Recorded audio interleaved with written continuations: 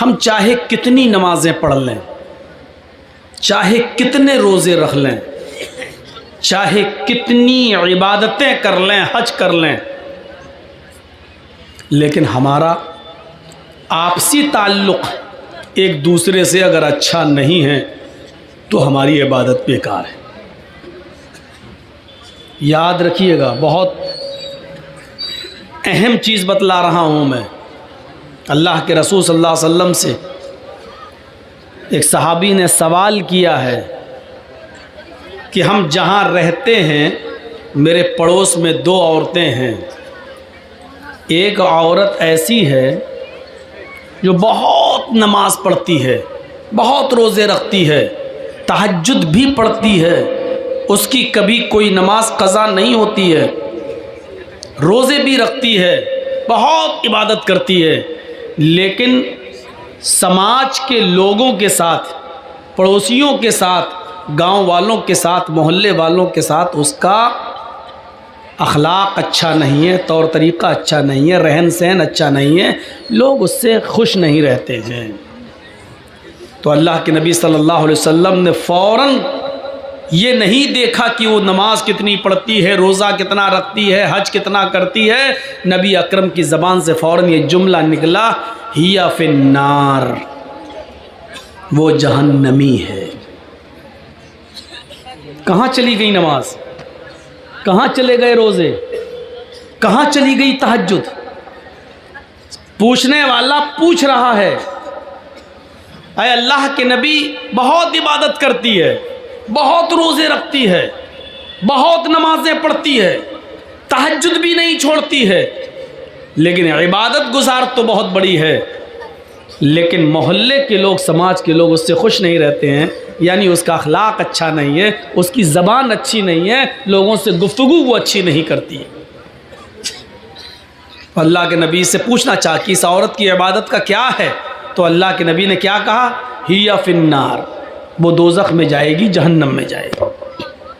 कहा अल्लाह के रसूल एक और औरत रहती है हमारे बगल में, वो नमाज तो कम पढ़ती है, सिर्फ फ़र्ज़ पढ़ लेती है, नवाफिल का अहतमाम ज़्यादा नहीं करती है, सिर्फ फ़र्ज़ रोज़े रमज़ान के रख लेती है और बकिया नफली रोज़े नहीं रखती है।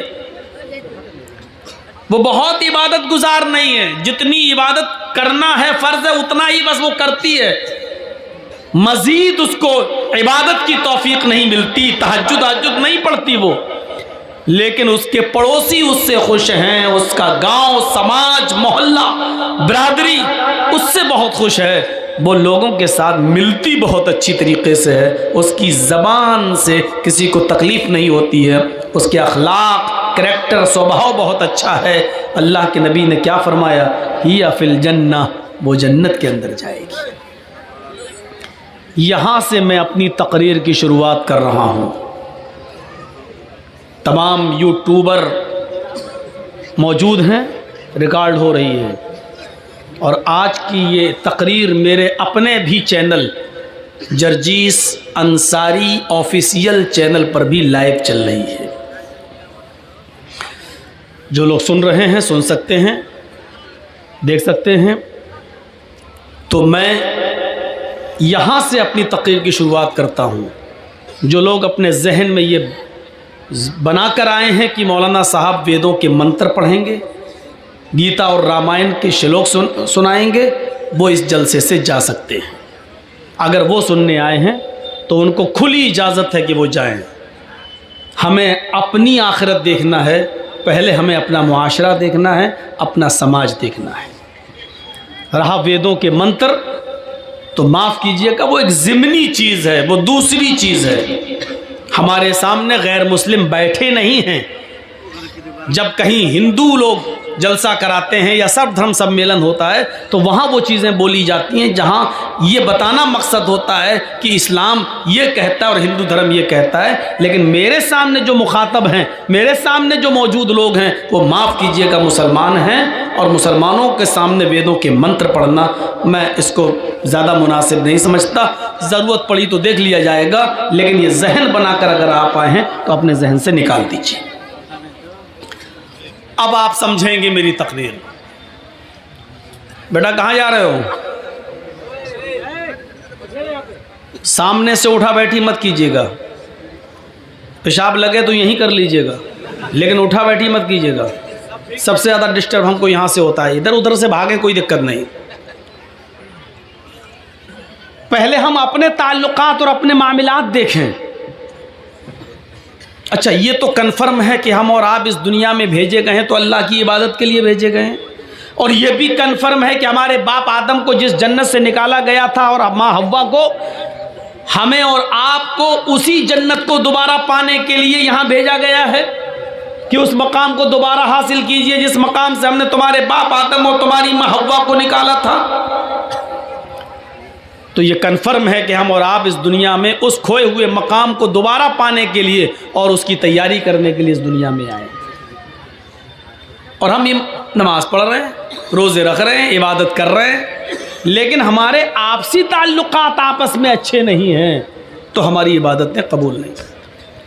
अल्लामा हेस्मी मजमा-उज़ ज़वाइद के अंदर एक रिवायत नकल करते हैं, कहते हैं कि क़यामत का दिन होगा, मैदान मैशर सजी हुई होगी, लोगों का हिसाब किताब हो रहा होगा, नामे आमाल लोगों को उनके हाथ में दे दिए जाएंगे, नेक लोगों को उनके राइट हैंड में सीधे हाथ में, और बदकारों को, बुरे का अमल करने वालों को उनके लेफ्ट हैंड में यानी उनके उल्टे हाथ में नामे आमाल दे दिए जाएंगे।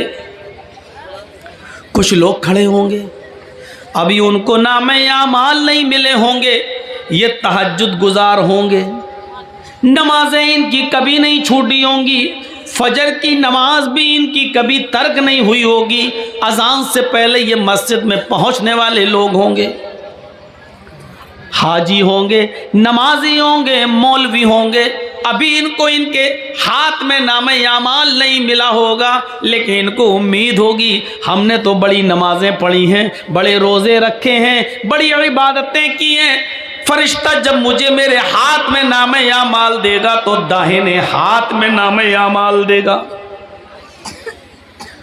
लेकिन फरिश्ता जब उसके हाथ में नामे आमाल देने आएगा तो ये अपना दाहिना हाथ बढ़ाएंगे, फरिश्ता आमाल नामा पीछे कर लेगा और कहेगा कि तुम अपना उल्टा हाथ, अपना बायां हाथ बढ़ाओ। वो कहेंगे फरिश्तों से, क्या कह रहे हो, बायां हाथ? हमने तो नमाजें पढ़ी हैं, हमने तो रोज़े रखे हैं, हमने तो हज किए हैं, हमने तो तहज्जुद पढ़ी हैं, हमें उल्टे हाथ में नामे आमाल क्यों दोगे? फरिश्ता कहेगा मैं ये कुछ नहीं जानता, मेरे रब ने तुम्हें उल्टे हाथ में नामे आमाल देने का हुक्म मुझे दिया है, बढ़ाओ अपना बायां हाथ। ये नमाजी, ये रोज़दार, ये तहज्जुद गुजार, ये हाफिज, ये मौलवी, ये हाजी मजबूर होकर अपना बायां हाथ बढ़ाएगा और उसको उसके उल्टे हाथ में नामे आमाल दे दिया जाएगा। अब ये बाएं हाथ में नामे आमाल पढ़ेगा, खोलेगा, देखेगा ये बुराई, ये बुराई, ये बुराई, ये बुराई, ये बुराई, हर वर्क पन्ना उलटता जाएगा, पेज उलटता जाएगा, उसमें बुराइयां ही बुराइयां लिखी होंगी। उसकी एक भी नमाज का जिक्र नहीं, एक भी रोज़े का जिक्र नहीं, एक भी हज का जिक्र नहीं, एक भी तहज्जुद का जिक्र नहीं। वो ये देखेगा, अपना नाम आमाल उठाकर बंद कर देगा, चीखेगा और चिल्लाएगा आईना हसनाती या रब्बल आलमीन, आय अल्लाह इसमें तो मेरे गुनाह ही गुनाह लिखे हैं, हमारे नामे आमाल में तो बुराइयां ही बुराइयां लिखी हुई हैं। हमने जो नमाजें पढ़ी थी वो कहाँ चली गई, हमने जो रोज़े रखे थे वो कहाँ चले गए, हमने जो हज किया था वो कहाँ चला गया, हमने जो तहज्जुद पढ़ी थी वो कहाँ चला गया, हमने जो सदका और खैरात किया था मस्जिदों में और मदरसों में जो हमने चंदा दिया था, ये नेकियां कहाँ चली गई। आईना हसनाती या रब्बल आलमीन, आय अल्लाह मेरी नेकियों का क्या हुआ, मेरी नेकियां कहाँ चली गई। आवाज आएगी गैब से, ओ मेरे बंदे तेरी गीबत ने, तेरी चोली ने, तेरे हसद ने, तेरे कीने ने, एक मुसलमान के खिलाफ तेरे दिल में जो नफरत थी, इस नफरत ने, इस हसद ने, इस गीबत ने, चुगली ने तेरी नेकियों को बर्बाद कर दिया, तेरी नेकियों को खत्म कर दिया। अब तेरे नामे अमाल में नेकियां नाम की कोई चीज नहीं रही। तू अपने मुसलमान भाई से जला करता था, हसद किया करता था, उसको परेशान किया करता था, उसके खिलाफ षड्यंत्र रचा करता था, पीठ के पीछे उसकी गीबत किया करता था। तेरी गीबत ने, चुगली ने, हसद ने, कीने ने, बुग़्ज़ ने, इनाद ने तेरी दुश्मनी को खत्म, तेरी नेकियों को खत्म कर दिया है। अब हमारे पास तेरे नामे अमाल में सिवाय गुनाहों के और कोई चीज नहीं। ये गीबत, ये चुगली, ये हसद, ये कीना, ये बुग़्ज़, ये इनाद, ये दुश्मनी, एक दूसरे से ये नफरत इतनी बुरी चीज है कि ये हमारी नमाजों को ख़त्म कर देती है, हमारे रोज़े को बर्बाद कर देती है, हमारी इबादतों को चौपट कर देती है। हम नमाज पढ़ रहे हैं लेकिन बाहर निकल के आए अपने भाई की गीबत करते हैं, ये नमाज हमारी ख़त्म कर दी जाती है, सवाब से हमें महरूम कर दिया जाता है। ईमानदारी के साथ बताइए, हमारे समाज में ये बुराई चल रही है कि नहीं चल रही है? ये आम हो चुका है या नहीं हो चुका है? कुरान पढ़िए, इन्नमल मुअमिनून इख्वा फअस्लिहू बैन अखवैकुम। ये दो चीज़ें हो गई। पहले तो अल्लाह ने कहा इन्नमल मुअमिनून इख्वा, सब मुसलमान मोमिन आपस में भाई हैं। पहले एक रिश्ता जोड़ा, पहले अहमियत बताई। देखो, एक मुसलमान को दूसरे मुसलमान की इज्जत उसी तरह करना चाहिए जिस तरह वो अपने भाई की करता। कोई अगर उसके भाई को गाली दे दे तो उसको बर्दाश्त नहीं होता है, ऐसे ही अगर कोई किसी मुसलमान को सताए तो इसको बर्दाश्त नहीं होना चाहिए, उसको अपने भाई की तरह समझना चाहिए। पहले एक रिश्ता जोड़ा, इन्नमल मुअमिनूना इख्वा, दुनिया के अंदर जहां भी मुसलमान है वो तुम्हारा भाई है। और फिर दूसरी चीज बताई, फअस्लिहू बैन अखवैकुम, जब तुम्हारे दो भाइयों के दरमियान किसी बात को लेकर तनाज़ा हो जाए, झगड़ा हो जाए, इख्तिलाफ हो जाए, किसी बात को लेकर मन मिटाव हो जाए, किसी बात को लेकर उन दोनों के दरमियान जुदाई हो जाए, तो ये गांव वालों की जिम्मेदारी है, ये समाज की जिम्मेदारी है, ये पूरी कौम की जिम्मेदारी है कि उन दो मुसलमान भाइयों के दरमियान उस लड़ाई को ज़्यादा दिनों तक न रहने दें, बल्कि पूरा समाज मिलकर उन दोनों को मिला दे। फासलिहू बैन अखवैकुम, समाज के लोगों को चाहिए कि उन दोनों की सुलह करा दें, उन दोनों को मिला दें। ये दूसरी चीज़ है। दो चीज़ों पर गौर करिएगा आज की तकरीर में। बस पहली चीज़ सब भाई हैं, और दूसरी चीज़ दो भाइयों के दरमियान, दो मुसलमानों के दरमियान, सिर्फ दो, यहाँ तो पूरा ख़ानदान, पूरे ख़ानदान से दुश्मनी मोल लिए हुए, सिर्फ दो मुसलमानों के दरमियान अगर गांव में कोई लड़ाई है आपस में किसी बात को लेकर, और आपको मालूम है कि ये दोनों एक साल से नहीं बोल रहे हैं, 2 साल से नहीं, तो ये पूरा समाज गुनाहगार होगा, पूरा गांव गुनाहगार होगा।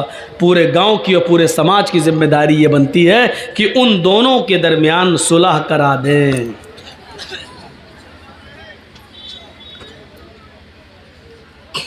सुलह कराने के लिए एक हुक्म और दिया है। झूठ कितनी बुरी चीज़ है। कोई अगर अपने मुंह से झूठ बोलता है तो अल्लाह के नबी सल्लल्लाहु अलैहि वसल्लम ने फरमाया कि जब कोई बंदा झूठ बोलता है तो उसके मुंह से इतनी गंदी बदबू निकलती है कि उसकी बदबू से फरिश्ता 1 मील दूर भाग जाता है। यहाँ से आप अंदाज़ा लगा सकते हैं कि झूठ कितनी बुरी चीज़ है। एक हदीस में आता है कि अल्लाह के नबी से किसी सहाबी ने पूछा, अरे अल्लाह के रसूल, क्या मोमिन बुज़दिल हो सकता है? अल्लाह के नबी ने कहा हाँ हो सकता है। दूसरा सवाल किया, अरे अल्लाह के नबी, क्या मोमिन बखील हो सकता है, कंजूस? आपने कहा हाँ हो सकता है उसने पैसा ज़्यादा कमा लिया हो और अल्लाह की राह में ज़्यादा खर्च ना करे, कंजूस हो सकता है, बखील हो सकता है, मालो दौलत की मोहब्बत उसके दिल में आ सकती है, हो सकता है। देखो भाई, जिसको निकलना हो जल्दी निकल जाओ, अभी मैं इजाज़त दे रहा हूँ, अभी निकल जाओ, चलो। तो छोटा सा देखिए, अभी वहाँ जाके क्या करेगा, इसकी तो शादी भी नहीं हुई है।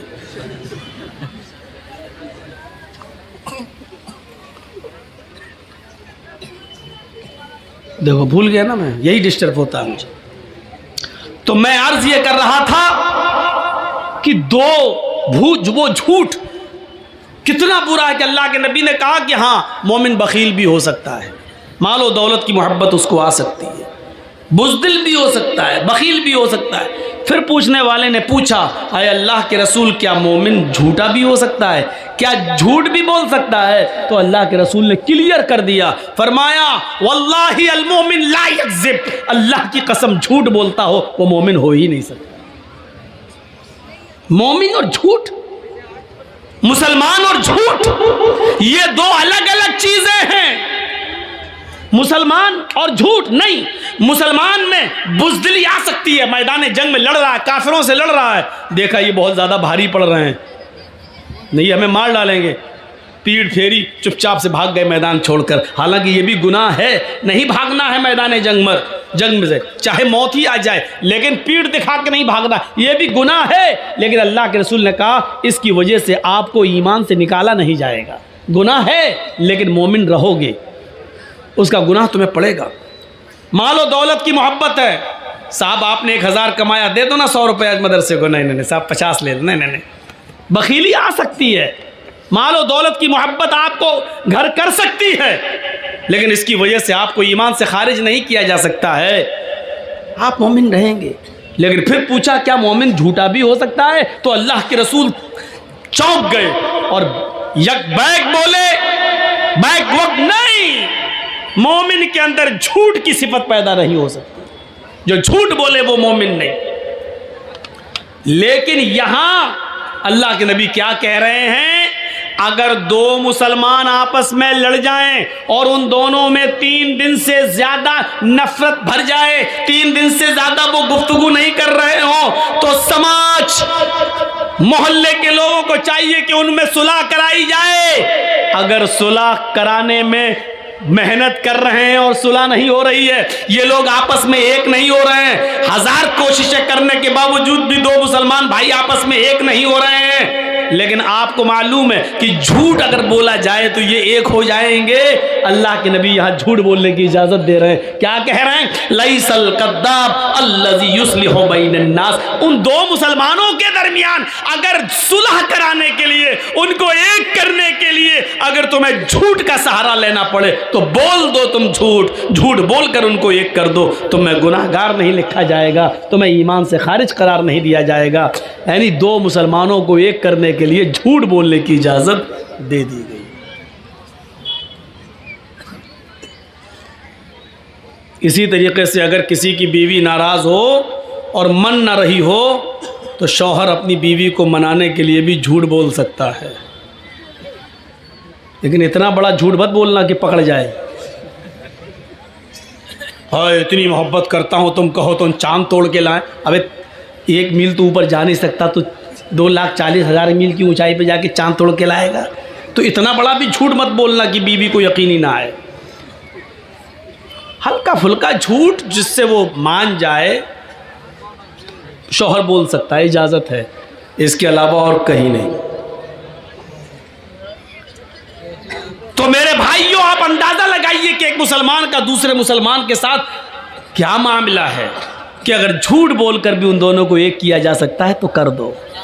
इससे अंदाजा लगा सकते हैं कि झूठ जो इतना बुरा हो कि बोलने वाले के मुंह की बदबू से फरिश्ते 1 मील दूर भाग जाते हो, और यहां इजाजत दे रहे हैं अल्लाह के रसूल, अगर उन दोनों को एक करने के लिए झूठ का सहारा लेना पड़ रहा तो ले लो। इन्नमल मुमिनूना इख्वा, सारे मुसलमान आपस में भाई भाई हैं। भाई का मतलब जानते हो? ट्रेन पे आप सफ़र करिए, कितनी जल्दी दोस्ती हो जाती है। जर्जी साहब दिल्ली से बैठे कलकत्ता आ रहे हैं, ट्रेन में बैठे हुए हैं, मेरी सीट इधर है, मेरी सीट के सामने एक और मुसलमान भाई बैठा। एक मिसाल दे रहा हूँ, पूछना नहीं कब का वाकया है,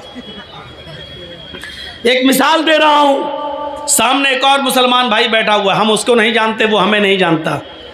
मैंने उसको देखा, लग रहा है मुसलमान, उसने हमको देखा, हाँ ये भी मुसलमान। सलाम अलैकुम वालेकुम। अच्छा माशाल्लाह। कहाँ जा रहे हो? कलकत्ता। कोलकाता। अच्छा, मैंने पूछा अच्छा भाई आप कहाँ जा रहे हैं? कोलकाता। मैं भी वही जा रहा हूँ, कलकत्ता। थोड़ी और हमदर्दी बढ़ गई। अच्छा आपका नाम क्या है? जी जी जी, मेरा नाम मोहम्मद असलम। आपका नाम क्या है? मेरा नाम मोहम्मद जर्जीस। माशाल्लाह। और थोड़ी कुर्बत बढ़ गई। धीरे धीरे धीरे धीरे उसी ट्रेन में, अभी 24 घंटे का सफ़र है, तो 4 घंटे में ही इतनी मोहब्बत बढ़ गई कि आप चाय ख़रीद रहे हैं तो एक नहीं दो, एक मुझे पिला रहे हैं, एक आप। मैं कोई चीज़ ख़रीद रहा हूँ तो आपको दे रहा हूँ, एक आप एक मैं।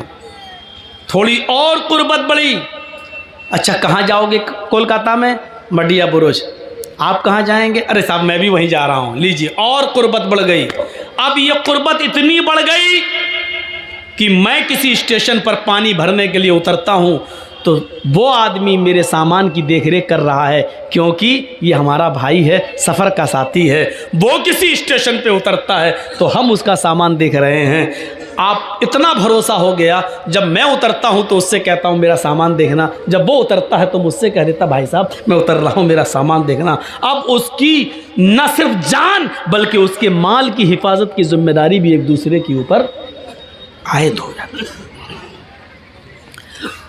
15-16 घंटे 20 घंटे के सफ़र में सिर्फ जान पहचान की बुनियाद इतनी सख्त हो जाती है कि आप उसकी जान के भी मुहाफिज हो जाते हैं। अगर कोई उसको छेड़े तो आप उसके लिए लड़ने लगते हैं, आपको कोई गाली दे तो वो आपका साथ देने लगता है। जब आप स्टेशन पे उतरते हैं तो आपके सामान की हिफाजत मैं करता हूं, मैं उतरता हूं तो आप मेरे सामान की हिफाजत करते हैं। 15-16-20 घंटे के सफर में जब तुम दोनों एक दूसरे की जान और एक दूसरे के माल के मुहाफिज बन गए, अल्लाह के नबी कहते हैं ये दुनिया भी एक सफर है। हम सब इस दुनिया में एक मुसाफिर की हैसियत से आए हुए हैं। इस दुनिया में हम सब सफर कर रहे हैं। ओ लोगों, चंद घंटों की मुलाकात में जब तुम एक दूसरे की जान के और माल के मुहाफिज रक्षक हो गए हो तो जिंदगी के सफर में भी एक इंसान का, एक मुसलमान का की जान और एक मुसलमान का माल दूसरे मुसलमान के ऊपर हराम है। अल्लाह के रसूल ने हज्जतुल विदा के मौके पर जो खुतबा दिया था, उस खुतबे में आपने यही जुमले कहे थे, इन्ना दिमाअकुम व अमवालकुम हरामुन अलैकुम का हुर्मत यौमिकुम हाजा फी बलदिकुम हाजा फी शहरिकुम हाजा। ये अल्लाह के नबी ने फरमाया, ओ लोगो, तुम्हारे खून और तुम्हारा माल एक दूसरे के ऊपर हराम है। तुम एक दूसरे को कत्ल न करो, एक दूसरे का माल नाजायज तरीके से न खाओ। ये अल्लाह के रसूल ने अपने आखिरी खुतबे के अंदर इन जुमलों को कहा था। कुरान भी हमें हुक्म दे रहा है, या अय्युहल्लज़ीना आमनू ला ताकुलू अमवालकुम बैनकुम बिल बातिल। ऐ ईमानो वालो, ऐ मुसलमानों, तुम आपस में एक दूसरे का माल नाजायज तरीके से मत खाओ। नाजायज तरीके से माल खाना समझते हो क्या है? जर्जीस साहब मोबाइल के मैकेनिक हैं, मैं मोबाइल संभालता हूँ। आप मुसलमान हैं, आप हमारे पास आए, साहब मौलाना साहब, जर्जीस साहब मेरा मोबाइल ख़राब हो गया, ज़रा देख लीजिए। थोड़ा चेक किया, देख लिया इसमें क्या कमी है। 100 रुपये का काम है, बस एक चीज़ लाई जाएगी 100 रुपये में पड़ जाएगी। अब 100 की जगह हम 150 ले लें, कोई बात नहीं। लेकिन मैंने उसको बता दिया, साहब इसमें तो बहुत कमी है, इसकी तो पूरा टच ख़राब हो गया है, इसमें तो ये कमी है, 800 रुपये लगेंगे भाई। 800? भाई देख लीजिए यार, हम गरीब आदमी हैं, होते हो नहीं साहब इसमें इतनी कमियां हैं, इसमें इतनी प्रॉब्लम है, ये पड़ेगा वो पड़ेगा, लोकल नहीं डालते हम, ओरिजिनल डालते हैं, ये करते हैं वो करते हैं। और बात होते होते 500 रुपये पे मामला टिक गया। आपको मालूम है 100 रुपये की चीज़ पड़ना है और आपने उसको 800 से तय करते करते 500 पे मामले को डन कर दिया।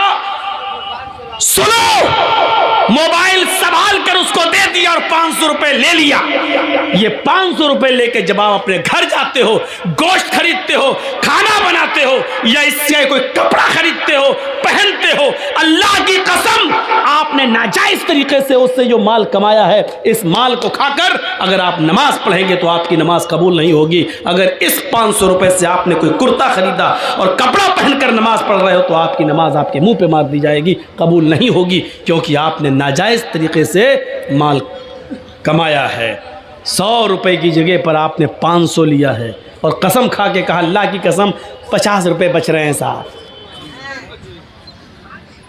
कुरान यही हमें हुक्म दे रहा है।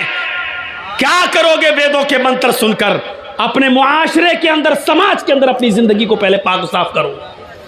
या अय्युहल्लज़ीना आमनू ला ताकुलू अम्वालकुम बैनकुम बिलबातिल। ईमान वालो, तुम आपस में एक दूसरे का माल नाजायज तरीके से मत खाओ। हम मुसलमान हैं, मुसलमान का ही माल खा रहे हैं नाजायज तरीके से। हम उसी के लिए कुआं खोद रहे हैं। पता नहीं शाम तक कस्टमर आया कि नहीं आया, इसी को बलि का बकरा बनाओ और पूरे दिन की कमाई इसी से हासिल कर लो। अब आप कहोगे मौलाना हमने तो तय कर लिया, चोरी थोड़ी की है, उसको बोल दिया 500 लगेंगे, उसने कह दिया ठीक है। हम लोगों ने तो तय किया है। हाँ, आपने तय किया है, लेकिन आपने ये भी तो कहा कि 800 लगेंगे, इसमें ये पड़ेगा वो पड़ेगा। आपने उसको क्लियर क्यों नहीं किया? 100 रुपए की चीज आएगी लेकिन मैं 800 लूंगा, देना हो तो दो, आप क्लियर कीजिए। साहब ऐसे बोल देंगे तो कौन आदमी हमसे सही कराएगा? तो आप 100 की जगह 150 ले लीजिए। आप मेहनत कर रहे हैं लेकिन 100 की जगह आप 500 लेंगे और ये कह के लेंगे कि अल्लाह की कसम हमें 50 बच रहे हैं, अपनी औलाद की कसम 50 बच रहे हैं, हमें प्रॉफिट नहीं हो रही है, हम सिर्फ लागत ही लागत ले रहे हैं, हम आपसे कमा नहीं रहे हैं। ये कहकर आप ये नाजायज तरीका है पैसा कमाने का। इसी तरीके से कोई भी बिजनेस आप कर रहे हैं, कपड़ा बेच रहे हैं, 100 रुपए का कपड़ा 500 रुपए में आप बेच रहे हैं, आपको मालूम है 500 बताएंगे तो 300 में बिकेगा, लेकिन वो कपड़ा आपको मालूम है कि अगर 150 में भी बिक जाए तो हमें फायदा है, 50 रुपए बच रहे हैं, लेकिन आपकी नीयत पहले से ये है 500 बताएंगे 300 तक पे हम डन कर देंगे, लेने वाला लेगा। ये भी नाजायज एक किस्म है पैसा कमाने की। मेरे भाइयों, इस तरीके से नहीं। काजी शुरैह जिसको हजरत अली ने काजी बनाया था, जज बनाया था, इनको एक घोड़ा खरीदने की जरूरत पड़ी। मार्केट में घोड़ा खरीदने के लिए जाते हैं और सुनो, अब आपके पास से जो भी आदमी उठे उसको हाथ पकड़ के बिठा दो जमीन पर। सुनने भी आना चाहेगा, आगे भी बैठेगा, जर्जी साहब की शक्ल भी दिखनी चाहिए और उठ के भी भागेगा। सब शुगर के मरीज हैं क्या? पेशाब ज्यादा आता है क्या? ये देखो ये देखो ये देखो, जितना समझाया उतना ही और।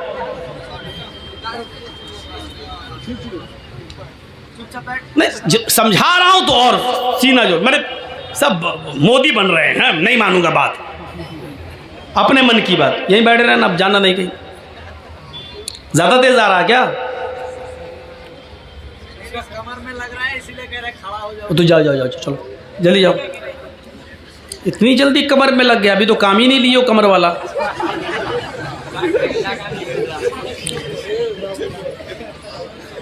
तो मेरे भाइयों सुनिए, ये भी एक किस्म है नाजायज माल की।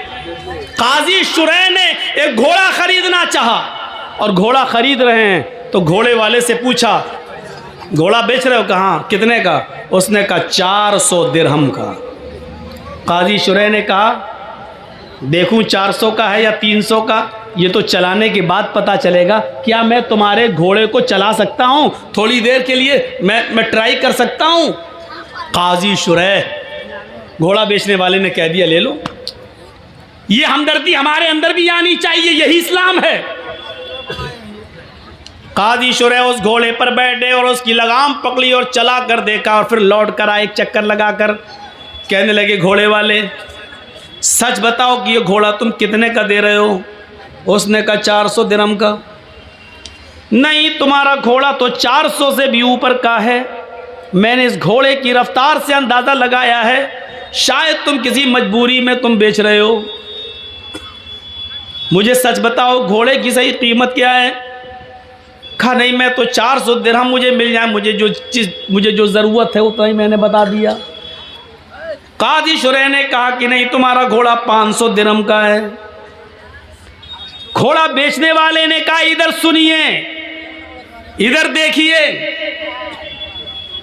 यतीमों की और गरीबों की और मजबूरों की जमीन कम पैसों में खरीदने वालों, जानते हो कि 2 लाख रुपए की उसकी जमीन है, लेकिन उसकी माँ बीमार है, उसकी बेटी बीमार है, उसको जमीन बेचकर अपनी बेटी का इलाज कराना है, इसलिए मजबूरी में वो 1.5 लाख की देगा। और हम इंतजार कर रहे हैं कि वो अपनी बेटी का या अपनी बीवी का इलाज या अपने बच्चे का इलाज कराएगा, तो 2 लाख की जमीन 1.5 में भी बेचेगा और हम 1.5 में खरीद लेंगे, जबकि हमें मालूम है कि उसकी जमीन 2 लाख की है, कीमत उसकी सही है, लेकिन मजबूरी में वो 1.5 लाख के बेच रहा है और हम 1.5 लाख की उसकी जमीन ले रहे हैं। ये भी पैसे की एक हराम किस्म है, जो तुम चाहे उसने अपनी मर्जी से क्यों न दी हो, लेकिन तुम्हें मालूम है कि उसने मजबूरी से दी है। तो आपकी ये 1.5 लाख रुपए की ली हुई 50,000 का जो चूना लगाया आपने, ये हराम कमाई होगी और इसने पूरी कीमत को हराम कर दिया है और तुम एक मजबूर की मजबूरी का फायदा उठा रहे हो। ये माफ किए जाने लायक जुर्म नहीं है। सुनो, काजी शुरैह कहते हैं तुम्हारा घोड़ा तो 500 दिरहम का है, तुम 400 क्यों मांग रहे हो? उसने कहा सुनो, 400 दिरहम की मुझे ज़रूरत है, मैंने कीमत 400 मांगी है, अगर आप 500 देना चाहें तो ये आपकी मर्जी, वरना मेरी तरफ से सिर्फ 400 फिक्स है। यही कहेगा बेचने वाला। साहब आपको अच्छा लग रहा है और 500 देना चाहते तो दे दीजिए, लेकिन हमारी तरफ से 400 है। काजी शुरैह कहते हैं मैं एक और चक्कर लगाता हूँ। उन्होंने एक और चक्कर लगा कर देखा और देखकर फिर लौट कर आते हैं और कहते हैं घोड़े वाले, तुम अपनी मजबूरी नहीं बताना चाहते हो, मत बताओ, लेकिन मैंने दोबारा तुम्हारे घोड़े को चला कर देखा तो मैं यकीन के साथ कह सकता हूं तुम्हारा घोड़ा 500 से भी ऊपर का है, ये 600 दिरहम के लायक है। घोड़ा बेचने वाला फिर कहता है काजी साहब मेरी तरफ से 400 दिरहम है, अगर आप 600 दे दें 500 दे दें तो ये आपकी मर्जी है, लेकिन मेरी तरफ से 400 दिरहम उसकी कीमत है। काजी शुरैह कहते रुको, एक और चक्कर लगाया और आकर कहते हैं कि तुम्हारे घोड़े में कोई कमी नहीं है, ये घोड़े की कीमत तो 700 दिरहम भी तुम बताओ तो मुनासिब है। उसने कहा 400 मेरी तरफ से, ऊपर आप अगर जो दे देंगे वो बखुशी मैं कबूल कर लूँगा। काजी शुरैह एक और चक्कर लगाते हैं और चक्कर लगाने के बाद आते हैं और अपने पॉकेट से 800 दिरहम निकाल कर देते हैं और कहते हैं तुम्हारा घोड़ा 800 के लायक है, ये पकड़िए कीमत। अब तुम किसी मजबूरी में अगर 400 का बेच रहे हो तो ये तुम्हारी मजबूरी हो सकती है, लेकिन मैं तुम्हारी मजबूरी का नाजायज़ फ़ायदा नहीं उठाऊंगा। मैंने जो मुनासिब समझा और तुम्हारे घोड़े की जो कीमत होती है वो मैंने अपने हिसाब से बिल्कुल जायज़ दी है, ये 800 दिरहम के लायक तुम्हारा घोड़ा है। काजी शुरैह ने 800 दे दिए, मांगे 400 दे दिए 800 और साथ में क्या कहा, मैं तुम्हारी मजबूरी का फ़ायदा नहीं उठाता हूं, इसलिए मैंने 800 दे दिए हैं, जिस लायक है तुम्हारा घोड़ा। आए बबुला बोना के लोगों, अहमदाबाद वालों, कटियार के लोगों, कभी तुमने किसी मजबूर की मजबूरी को समझते हुए कभी 2 लाख की ज़मीन को 2.25 लाख भी देने की कोशिश की है? कभी किसी गरीब की 2 लाख की ज़मीन को 2.5 लाख में भी खरीदा है, ये सोचकर कि चलो वो अपनी बेटी का इलाज करा लेगा, चलो उसकी माँ को कैंसर है वो अपनी माँ का इलाज करा लेगा, हमारी ज़मीन पड़ी रहेगी, 2 की जगह 2.5 में हम बेच ले रहे हैं, 2-3 साल में उसकी कीमत बढ़ जाएगी, हम तो फिर कमा लेंगे। क्या कभी हमने किसी मजबूर की मजबूरी का फायदा को देखते हुए उसकी 2 लाख की ज़मीन को 2.5 लाख में लेने की कोशिश की है? नहीं, 2 की ज़मीन को 1.5 में तो लेने वाले इस महफिल में भी हज़ारों मिल जाएंगे, सैकड़ों मिल जाएंगे, बहुत मिल जाएंगे, लेकिन 2 लाख की ज़मीन को 2.5 लाख में लेने वाला एक भी नहीं मिलेगा। अगर उठवाया जाए तो एक भी नहीं मिलेगा। मेरे भाइयों, इस्लाम ये कहता है किसी की मजबूरी का नाजायज़ फ़ायदा न उठाओ। ये एक मुसलमान का दूसरे मुसलमान के साथ ये हमदर्दी होनी चाहिए। चोरी, डकैती, ये सारी चीजें हराम माल की किस्म है। इसी तरीके से किसी मुसलमान को सूद पर रुपया देना, साहब तुम्हें मजबूरी, हाँ 1 लाख रुपए दे दो, मेरी बेटी की शादी है, हम 1 साल में लौटा देंगे। 1 साल में लौटाओगे तो 1,25,000 लूँगा। का ठीक है दूंगा। 1,10,000 दो, ठीक है दूंगा। ये भी हराम माल की एक किस्म है। किसी को हम मदद तो कर रहे हैं, कर्ज तो दे रहे हैं, लेकिन शर्त ये लगा रहे हैं कि 1 लाख रुपए की जगह पर हम 1 साल के बाद तुमसे 1,40,000 लेंगे, 1,20,000 लेंगे, बढ़ के लेंगे, क्योंकि हमारा पैसा जा रहा है। अगर हमारे पास होता तो 1 साल में हम कितना कमाते, लिहाजा हम 20,000 तुमसे ज़्यादा लेंगे। और आपकी मजबूरी है, आपने ले लिया और उसने 1 लाख की जगह 1,20,000 तय कर दिया। जानते हो ये ज्यादा रकम क्या क्या कहलाती है? सूद। या अय्युहल्लज़ीना आमनू ला ताकुलुर रिबा ज़आफ़न मुज़ाफ़तन, है मुसलमानों तुम सूद ब्याज को दुगना और चौगुना करके मत खाओ। सुनिए, जिसने 1 लाख रुपया दिया, बदले में 5 महीने 6 महीने के बाद 1 साल के बाद 1,10,000 1,20,000 लिया, उसने कितना बड़ा जुर्म किया है। इस्लाम की नजरिए से देखना चाहते हो तो सुनो, अल्लाह के नबी फरमाते हैं अर्रिबा सबऊन खूबन, अर्रिबा सबऊन खूबन व ऐसरुहा अय्यन कि हर रजुलु उम्महू। 1 लाख देकर 1,10,000 लेने वालों सुनो, 1 लाख देकर 1,20,000 लेने वालों सुनो, अपने मुसलमान भाई का नाजायज फायदा उठाने वालों सुनो। अल्लाह के नबी फरमाते हैं, मोहम्मद रसूलुल्लाह फरमाते हैं, जिसने 1 देकर 1,20,000 लिया, 1 देकर 1,10,000 लिया, ये सूद है। और सूद के 70 दर्जे हैं। सबऊना खूबन, सूद के 70 दर्जे हैं। ये 70 दर्जों में जो तुमने 1 लिया है, कितना बड़ा जुर्म किया है, उसका सबसे हल्का जुर्म क्या है, सबसे हल्का दर्जा क्या है? ऐसरुहा अय्यन कि हर रजुल उम्महू, एक आदमी अपनी मां के साथ निकाह कर रहा है। एक मर्द, एक नौजवान अपनी मां के साथ निकाह कर ले, निकाह हो जाएगा। हदीस में निकाह का लफ्ज है अय्यन कि हर रजुल उम्महू, मर्द अपनी मां के साथ निकाह कर रहा है। कहने का मकसद क्या बता दूं, जरा सुनो सूद खाने वालों, सुनो निकाह का लफ्ज क्यों कहा है। अल्लाह के रसूल ने कहा जैसे कोई मर्द अपनी मां के साथ निकाह कर रहे, निकाह होगा ही नहीं। माँ कितनी खूबसूरत हो, बेटा माँ के साथ निकाह पढ़ रहा है, मौलाना जर्जी साहब निकाह पढ़ा रहे हैं, अल्हम्दुलिल्लाह नहमदुहु व नस्तईनुहु व नस्तगफिरुहु, या अय्युहल्लज़ीना आमनू तक़ुल्लाह हक़्क़ तुक़ातिही व ला तमूतुन्ना इल्ला व अंतुम मुस्लिमून, या अय्युहन्नासु तक़ू रब्बकुमुल्लज़ी ख़लक़कुम मिन नफ़्सिन वाहिदा व ख़लक़ मिन्हा ज़ौजहा व बत्थ मिनहुमा रिजालन कसीरन व निसाअ वत्तक़ुल्लाहल्लज़ी तसाअलूना बिही वल अरहाम इन्नल्लाह काना अलैकुम रक़ीबा, या अय्युहल्लज़ीना आमनू तक़ुल्लाह व क़ूलू क़ौलन सदीदा युस्लिह लकुम अअमालकुम व यग़फ़िर लकुम ज़ुनूबकुम व मन युतिअल्लाह व रसूलहु फ़क़द फ़ाज़ फ़ौज़न अज़ीमा। ये निकाह में ये 3 आयतें पढ़ी जाती हैं 3 जगह से, हमने पढ़ दी और निकाह कर भी दिया माँ के साथ।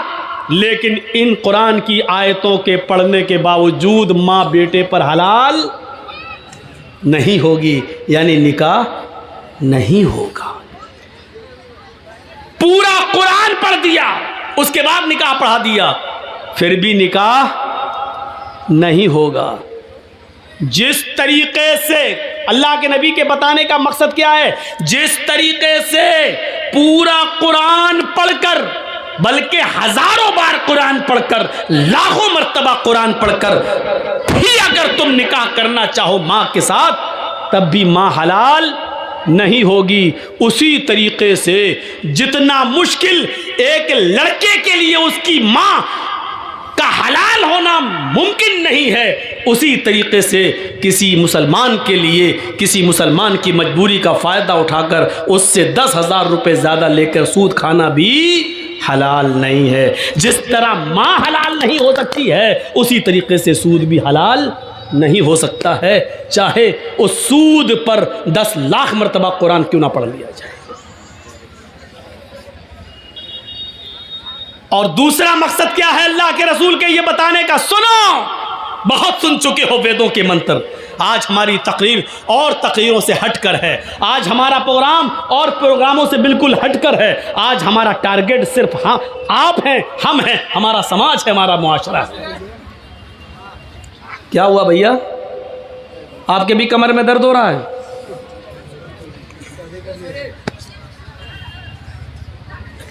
फोन आ गया किसी का? रात में 2 बजे किसका फोन आ सकता है भाई? अब हंस रहे हैं। आज के इस जलसे में कितने लोग फ़ोन पे बात करके आए होंगे, आ रही हो फलां दुकान पे फलां जगह मिलेंगे, क्योंकि आज के दिन लड़कियों को माँ बाप इजाज़त दे देते हैं, जा रही जलसे में, ठीक है जाओ, अच्छे काम के लिए जाए। तो बाप बेचारा खुश है जलसे में, जाके देखो, मुआयना करके देखो, ऐसा लगेगा जैसे एक कुतिया के पीछे 10-10 कुत्ते लगे होंगे। घूम के देखो, मुआयना करके देखो। ये मिसाल मैं हर जगह दे रहा हूँ, कल भी दी थी, परसों भी दी, आज भी दे रहा हूँ, और इसको कल भी दूंगा। जहाँ जहाँ देखूंगा हालात वहाँ दूंगा। हालात है ये जलसों में, जब लड़के और लड़कियों का ये हाल हो तो और क्या। दूसरा नजरिया देखिए।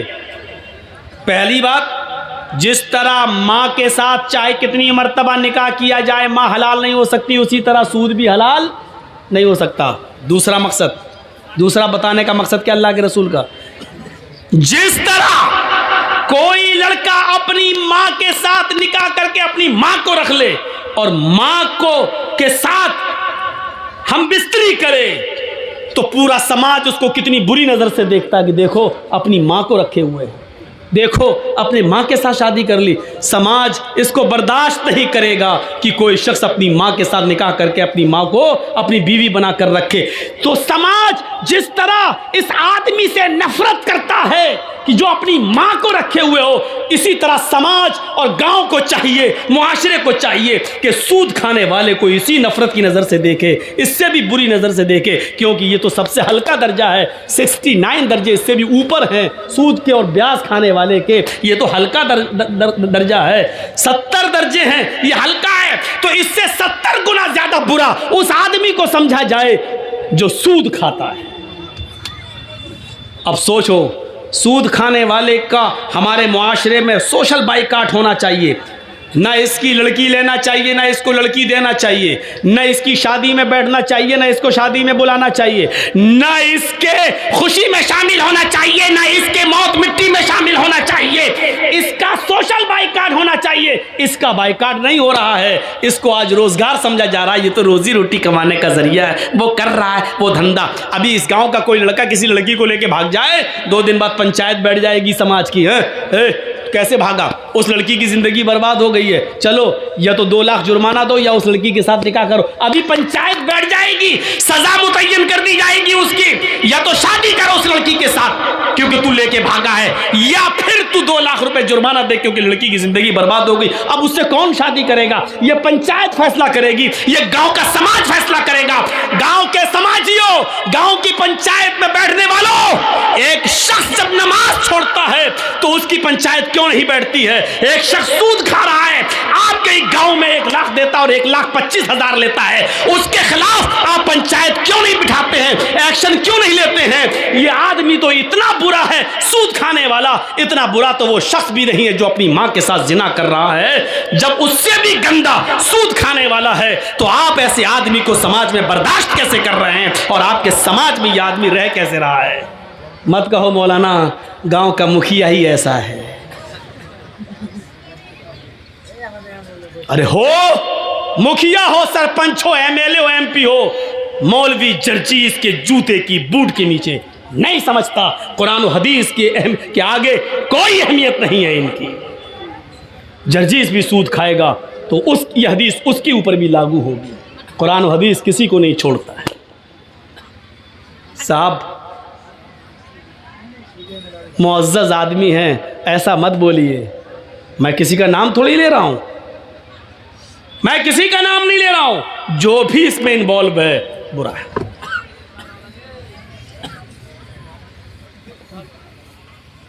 एक और हदीस सुना देता हूं, उसके बाद बात को आगे बढ़ाता हूं। दिरहमु रिबा याकुलहु अर्रजुलु व हुवा यअलम अशद्दु मिन सित्ततिन व सलासीन ज़नियतन। रवाहु तबरानी। यह हदीस इमाम तबरानी ने लाए हैं। इस हदीस को अल्लामा अलबानी ने सही करार दिया है। अपनी सिलसिलतुल अहदीस सहिया के अंदर इस हदीस को सही करार दिया है। सुनिए इस हदीस का तर्जुमा। आए हाय हाय, सुन लो, माथा पटको और सूद खाने वाले अपनी औकात देखें, कितना गिरा दिया है उनको अल्लाह के नबी ने। 25,000 तो बहुत हो गया। 1 लाख देकर 1,25,000 लेना, 1 लाख देकर 1,10,000 लेना, ये तो बहुत हो गया। या दिरहमुर रिबा। भैया आगे वाले बोले नहीं, बात ना करें, आप जा सकते हैं, आपको इजाज़त दे रहा हूं मैं, लेकिन गुफ्तगू नहीं। सुनिए, मैंने पहले ही कह दिया, आज की तकरीर और तकरीरों से हटकर है, समाज के अंदर ये चीज़ आनी चाहिए। दिरहमुर रिबा, 1 दिरहम खाना, दिरहम और रिबा, सूद का, ब्याज का 1 दिरहम, 1 रुपया मान लो। सऊदिया में दिरहम इस वक्त जो दुबई का दिरहम है वो 18-20 रुपए में चल रहा है। यही बहरैन के दिरहम का हाल है। सऊदी में तो रियाल चलता है, दिरहम तो है नहीं। तो जहाँ दिरहम चल रहा है 20 रुपए से ज़्यादा कीमत नहीं, चलो 20 रुपए मान लो।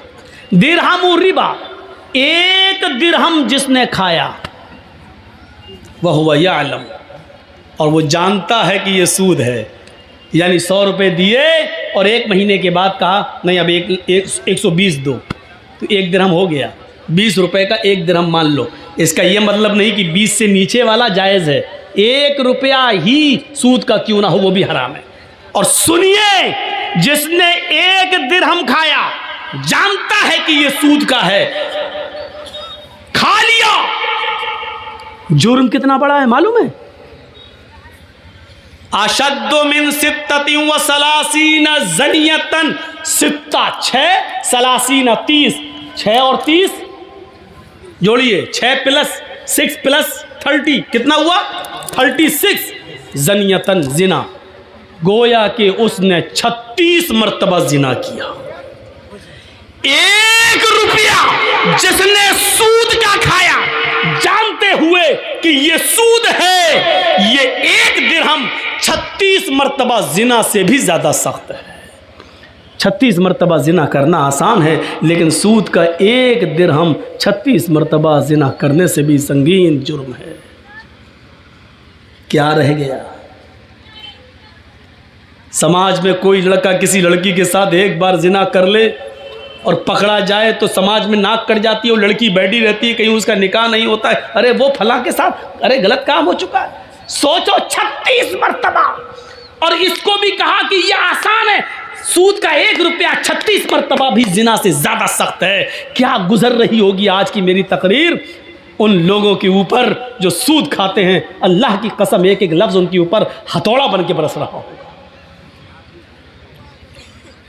इसीलिए कहते मंत्र सुना। मंत्रों में ये सब आता नहीं है ना, ये सुनना पड़ेगा तुम्हें नहीं, तुम्हारे बाप को भी सुनना पड़ेगा। जब तक मैं इस कुर्सी पर हूं सुनना पड़ेगा। बाद में हमें सुना देना जितनी गालियां देना हो, क्योंकि ये पावर मुझे मोहम्मद रसूलुल्लाह की तरफ से मिला है।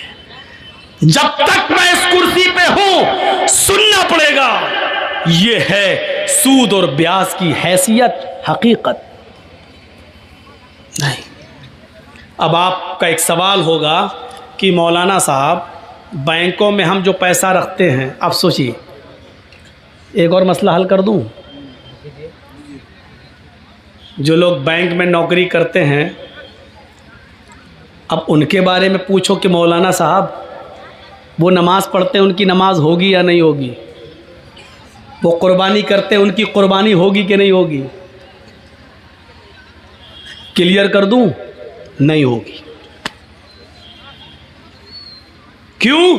क्योंकि कोई बैंक ऐसा नहीं है जहां सूद का कारोबार लिखा ना जाता हो, दर्ज ना होता हो। स्टेट बैंक ले लो, ICICI बैंक ले लो, ग्रामीण बैंक ले लो, रिजर्व बैंक, कोई भी बैंक हो, आप उसमें नौकरी कर रहे हैं, आप खाते नहीं हैं, आपके अकाउंट में पैसा जमा है, आप उतना ही निकालते हैं जितना आपका है, सूद बढ़ता आप छोड़ देते हैं, आप नहीं खा रहे हैं, ठीक है, अच्छी बात है, बहुत अच्छा है। लेकिन सिर्फ खाना ही नहीं है, अल्लाह के नबी ने फरमाया लानतुल्लाहि अला आकिलिर रिबा व मुकिलहु व कातिबहु व शाहिदही व क़ालहुम सवाउन। अल्लाह के नबी की यह हदीस है। अल्लाह के नबी सल्लल्लाहु अलैहि वसल्लम ने फरमाया, अल्लाह की लानत हो सूद खाने वाले पर। सुनिए, अल्लाह की लानत हो सूद खाने वाले पर। डेढ़ फुटिया ने तो आपको हंसाया है, हम यहाँ कुरान सुना रहे हैं, हदीस सुना रहे हैं। बेचारा रास्ते में हमसे कह रहा था, मौलाना साहब हमको इतना कुरान हदीस नहीं आती है, हम तो भीख मांगा करते थे, 2 रुपए 4 रुपए कोई देते। अल्लाह ने जिसके पास जैसा इल्म है उसने बताया। मेरे भाइयों, यहाँ कुरान है और हदीस है, एक तरफ आयतें हैं, एक तरफ हदीस है। सुनो, लानल्लाहु अला आकिलिर रिबा, अल्लाह के नबी फरमाते हैं अल्लाह की लानत हो सूद खाने वाले पर, व मुकिलहु, सूद खिलाने वाले पर, सूद खाने वाले पर, सूद खिलाने वाले पर, व कातिबहु, सूद लिखने वाले के ऊपर। जर्जी साहब सूद खाते नहीं हैं, किसी को 1 लाख दे के 1 10 भी नहीं ले रहे हैं। बैंक में मेरा भी पैसा 1 लाख जमा है, 1 साल के बाद निकालना है तो 1 ही लाख निकाल रहे हैं, जो बढ़ गया ब्याज तो हम नहीं ले रहे। नहीं साहब, ब्याज हम नहीं खाएंगे, लेकिन हम बैंक में नौकरी कर रहे हैं। आपका 1 लाख का 1,03,000 हो गया, हम लिख तो रहे हैं, हम चढ़ा तो रहे हैं कि 1,03,000, आपका बढ़ गया, लिख तो रहे हैं हम 1,03,000। ये लिखने पर भी लानत। और क्या कहा? वह शाहिदही, गवाही देने वाला, सूद लेने वाले की भी गवाही, सूद देने वाले, हाँ मेरे सामने इसने दिया था, हाँ मेरे सामने इसने लिया था, इन दोनों गवाहों पर भी लानत। और क्या कहा अल्लाह के रसूल ने? वक़ालहुम सवाउन, ये सब बराबर हैं, खाओ या ना खाओ, लिख रहे हो खाने वाले के बराबर हो, उस पर भी लानत। अब ये बताइए कि आप बैंक से अपना ही 1 लाख रुपए निकाल के लाए हो, 10,000 का बकरा लेके कुर्बानी कर रहे हो, लेकिन सूदी कारोबार लिखते तो हो, काम है, एंट्री तो करते हो, आपकी कुर्बानी कहां से जायज हो जाएगी? आप नहीं खा रहे, लिखते हैं, खाने वाले के बराबर हैं। कभी झगड़ा हो गया, आपने कहा नहीं साहब इनका 1 लाख रुपए जमा था और इंटरेस्ट बढ़ते हुए आज 1,05,000 हो गया, आप गवाही दे रहे हैं, आपने गवाही दी, खाया नहीं है लेकिन गवाही दी, आप बराबर हो गए खाने वाले के। सूद का मामला देख रहे हैं कितना पेचीदा है, सूद का मंजर देख रहे हैं आप, ये भी एक नाजायज तरीका है माल खाने का। या अय्युहल्लज़ीना आमनू ला ताकुलू अम्वालकुम बैनकुम बिल बातिल, ईमानो वालो तुम एक दूसरे के माल को नाजायज तरीके से, बातिल तरीके से मत खाओ। मदद करना सीखो, ताउन करना सीखो। अल्लाह की कसम, अल्लाह के रसूल सल्लल्लाहु अलैहि वसल्लम फरमाते हैं कि अगर तुम अल्लाह पर वैसे भरोसा कर लो जैसे करना चाहिए, तो अल्लाह तुम्हें ऐसे ही रिज्क देगा खाने के लिए जैसे चिड़िया भूखे पेट घोंसलों से निकलती हैं और शाम को जब आती हैं तो पेट भरा हुआ होता है। अच्छा, हम और आप कितनी रोटी खा सकते हैं? 2 बड़ी है, 3 4 छोटी छोटी, हम लोगों के यहाँ बड़ी बनती हैं, आपके यहाँ छोटी बनती है, बड़ी भी बनती है आप लोगों के यहाँ, मैं जानता हूँ। कलाई की रोटी तो बहुत ही बड़ी बनती है। अब सुनिए मेरे भाइयों, यहाँ आपको बोलने की ज़रूरत नहीं है, वो जब उसकी तकरीर चल रही थी तो आप बोले, हंसे, सब कुछ हुआ, लेकिन यहाँ सुनिए आप कितनी खा लेंगे। एक मछली होती है, व्हेल मछली, सुना है नाम? व्हेल मछली जानते हो? वो समंदर में जब घूमती है, समंदर में रहती है, वो एक दिन में कितना खाती है? मुंह फाड़ा सारी मछलियों को खा गई, को जो मुंह में आ रहा है। एक दिन में 40 टन, 1 किलो नहीं, 2 किलो नहीं, 3 किलो नहीं, 40 टन खाती है। 100 किलो का 1 कुंटल, 100 कुंटल का 1 टन। देख रहे हैं ना, 100 किलो का 1 कुंटल और 100 कुंटल का 1 टन कितना खाती है? 40 टन। कितने दिन में? एक दिन में। मेरा रब वो है जो व्हील मछली को भी समंदर की तारीकी में, अंधेरे में 40 टन उसको खाना खिलाता है, 40 टन उसके पेट में पहुंचाता है। उस मछली को भी भूखा नहीं सोने देता है। आए 2 रोटी, 3 रोटी, 5 रोटी के लिए सूद खाने वालों, चोरी करने वालों, डकैती डालने वालों, तुम्हें अपने रब के ऊपर भरोसा क्यों नहीं है? मेरा रब तो 40 टन, 100 टन का 100 किलो का, 100 कुंटल का 1 टन, 40 टन मछली को, व्हील मछली को खिलाता है। मेरा रब तो उसको भी भूखा नहीं सुलाता है। तुझे अपने रब के ऊपर भरोसा क्यों नहीं रहा है? तू अपने भाई की मजबूरी का फायदा क्यों उठा रहा है? तू उसको 1 लाख देकर 1,10,000 क्यों ले रहा है? तू उससे 100 रुपए की जगह पर 500 रुपए क्यों ले रहा है? तू कैसा मुसलमान है? तुझे अपने रब के ऊपर भरोसा क्यों नहीं रहा? तुझे अपने रब की, अपने अल्लाह की जात के ऊपर तवक्कुल क्यों नहीं रहा? तो तवक्कुल कर, भरोसा कर। मेरा रब जब उस मछली को भूखा नहीं सोने देता है, तू तो अशरफुल मखलूकात है, तू तो अफजल है, तू तो सबसे बेहतर है, तू तो नमाज पढ़ने वाला और रोजा रखने वाला है, तू अपने रब को अच्छी तरीके से जानता है, तू मुसलमान भी है, ला इलाहा इल्लल्लाह पढ़ता भी है, तू नमाज का भी पाबंद है, फिर तुझे अपने रब के ऊपर भरोसा क्यों नहीं है? तू अपने रब के ऊपर भरोसा कर। अल्लाह कहता मेरे बंदो मेरे ऊपर वैसे ही भरोसा करो जैसे करना चाहिए, तो हम तुम्हें भी वैसे ही रिस्क देंगे, रोजी देंगे, जैसे हम चिड़ियों को देते हैं। वो सुबह उड़ती हैं तो भूखी होती हैं, लेकिन शाम को जब वो जंगलों से अपने घोंसलों में जाती है तो उनका पेट भरा हुआ होता है। हम तुम्हें भूखा उठाएंगे जरूर, लेकिन भूखा सुलाएंगे नहीं। तुम भरोसा तो करो मेरे ऊपर। हम तो मुसलमान हैं, हमें क्यों नहीं देगा? हमारा रब तो वो है, हमारा परवरदिगार तो वो है जो काली रात में, काले जंगल में, काले पहाड़ पर काले रंग की जब चींटी चलती है तो इतनी बुलंदी से वो उस चींटी को भी देखता है। उसके जब पैर के रखने की जो आहट होती है, हमारा रब उस आहट को भी सुन लेता है, उसको भी ग़िज़ा देता है। अल्लाह ने उसको पेट दिया है तो ऐसी नाक भी दी है उस मामूली चींटी को कि हम अपने बगल की, अपने हाथ की चीज को नहीं सूंघ पाएंगे, लेकिन उस चींटी को देखो, उसकी ग़िज़ा 1 मंजिल की दूरी पर रखी है, 2 मंजिल पर रखी हुई है, लेकिन उसकी नाक में अल्लाह ने इतनी स्पिरिट दे दी, इतनी स्ट्रॉन्ग बना दी, खुशबू सूंघने की उसको ऐसी शक्ति दे दी कि वो अपना रोजी रिस्क तलाश करने के लिए 2 मंजिल पर चली जाती है। मेरा रब उस चींटी को भी हौसला देता है, उसको भी नाक दिया है, उसको भी रोजी देता है, मछलियों को भी देता है। अरे हम किसको क्या देंगे? हम अपने दोस्तों को दस्तरखान पे बिठाएंगे, खिलाएंगे, लेकिन अपने दुश्मन को हम देखना भी गवारा नहीं करेंगे। शादी मेरे बेटे की है, हम अपने यार दोस्तों को बुलाएंगे, लेकिन अपने दुश्मन को हम नजरअंदाज कर देंगे।